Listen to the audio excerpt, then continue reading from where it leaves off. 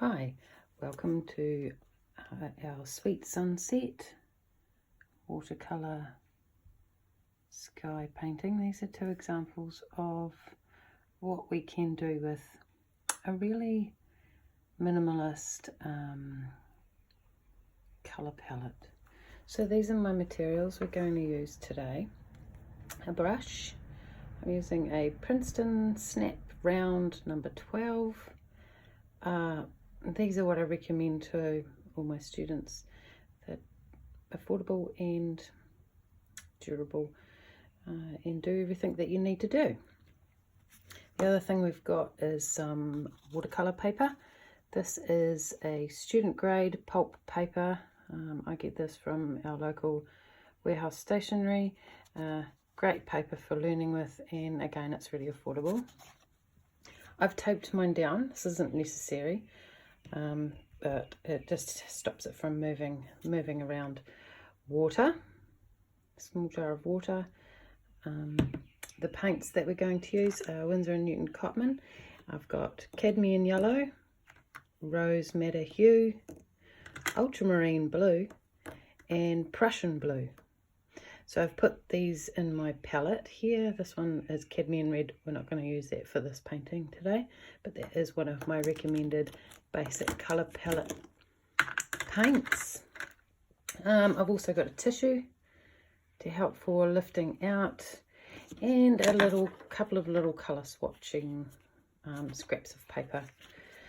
So the first thing that you want to do is wet your paper. So this is a wet on wet painting. So wet the paper thoroughly. Just keep bringing water to your paper. Lots of water. Don't be afraid of using too much. You can always lift up what you don't want on there. What you don't want to happen is for it to be drying while we're painting our first layer. This needs to stay nice and moist. So plenty of water to get us started.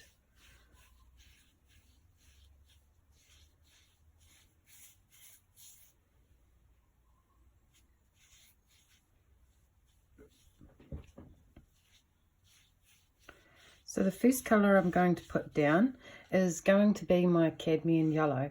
I choose to work with the yellow first because it's one of the colours that will disappear the quickest when you introduce other colours to it. So my Cadmium Yellow here. So when we're working with watercolour paint, remember we're not picking up and scooping up the pigment. We're making a coloured liquid, and you're best to do this off to the side so that you've got the ability to come back in and add more pigment to increase your intensity. So if we mix this all to a paste, that's the only choice we've got. We can't come back in and create a stronger pigment. So I'm starting with just a wash at the bottom. I'm going to work upwards from the bottom and bringing in more pigment to make it stronger. Now every time I bring in more pigment, I'm starting from the bottom again and moving up to create a nice soft gradient.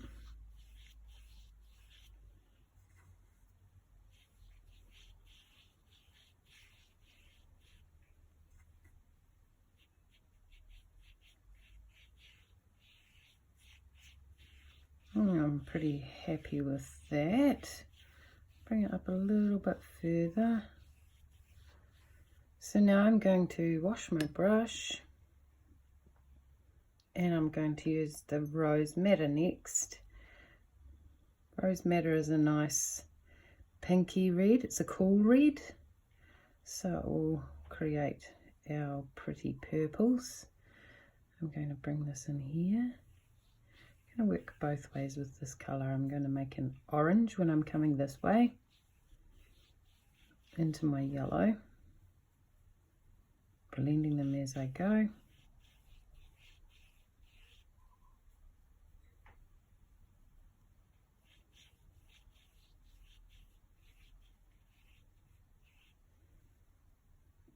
till I get a nice orange. I'm going to wash out that orangey colour, so I don't want that coming into the where the red and the blue are going to meet, not just yet.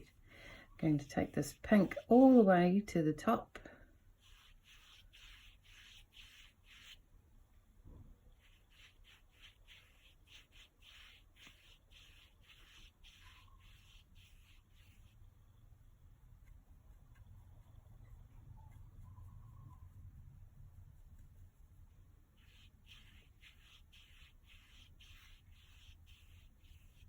And bring it down.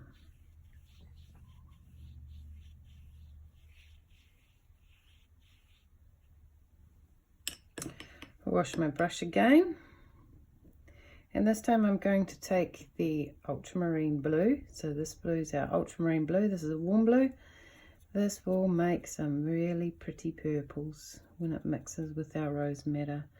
I'm going to bring that into the top and just blend it down.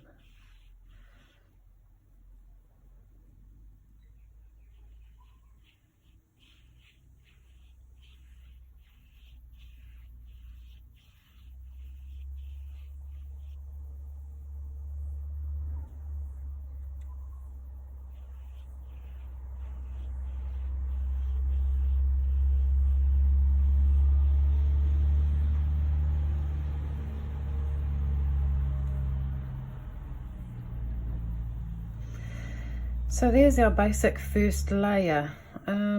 Tiki, we can keep it simple and leave it just like this, or we can add a little bit of variation, take a little bit more of the pink, bring some more intensity in places to create the impression of some sunset clouds if you want. These are all optional additions if you don't want to do this. Maybe it's your first time and you just want to keep it simple, by all means do that. But it's also a nice opportunity to just play and see what sorts of colour combinations you can create. Now the other thing that you can do here is take your tissue and you can lift out to give the impression of the tops of white puffy clouds. So I'm going to scrunch this so it's nice and scrunchy. I want this not to be square and regular. I want it to have some irregular shapes in it. So I'm going to just lift out some of that pigment and see I start to create something that looks and feels like clouds. So I can do the same over here.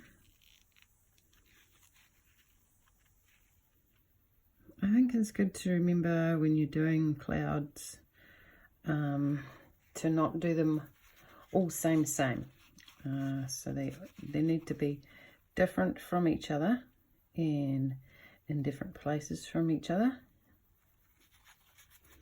so that they feel a little bit more authentic. Maybe in some through this orange.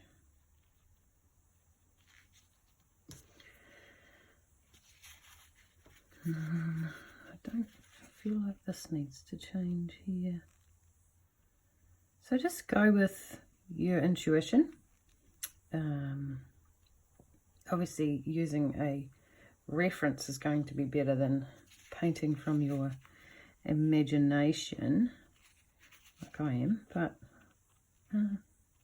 we've also looked at lots of clouds, right?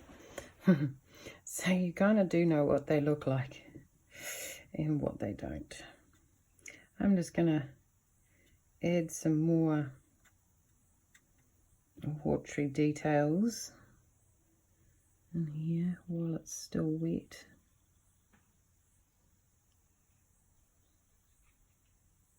Just using the tip of my brush, so it's a really fine point on these brushes. I can just add some more light details in here.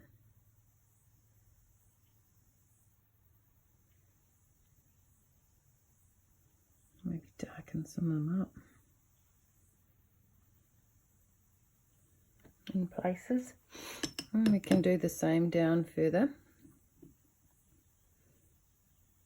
with our pink. So I'm just making a nice watery paste here. Bring some more colour in. I sort of lost it a bit here. It's quite wet when I started painting, especially on this pulp paper.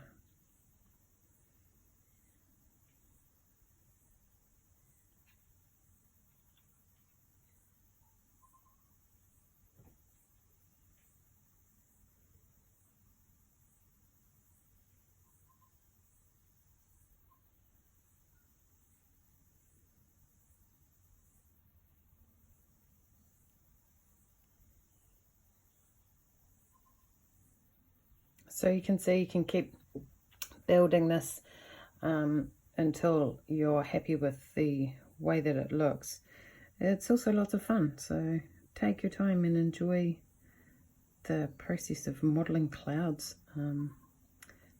They are really pretty to do in watercolour, and well, clouds are made of water, so they are easily interpreted in watercolour.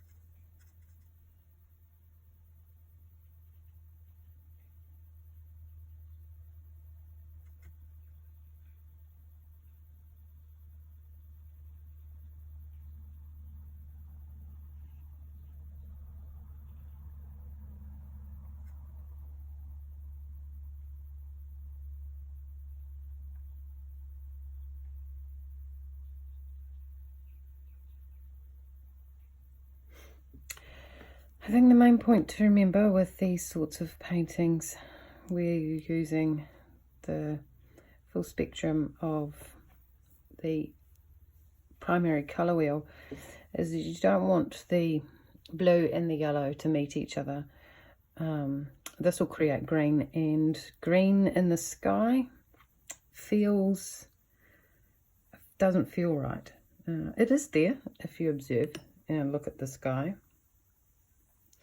But when you look at a painting of the sky and you see intense greens in it, it feels wrong. So I just try, especially when you're starting out, to make sure you have this rose matter in between your yellows and your blues, and that prevents any greens occurring. There's a little tiny bit starting here, just where this yellow has met the ultramarine blue. It's not enough to distract the eye, I don't think. You could always lift it out if you're not happy with that. I'm not super happy with this. The edges are just a bit hard, so I'm just going to soften those with a little bit of water. And that feels pretty good. I'm going to leave this for a few minutes to dry, and then we're going to come back in and put the landscape in the bottom.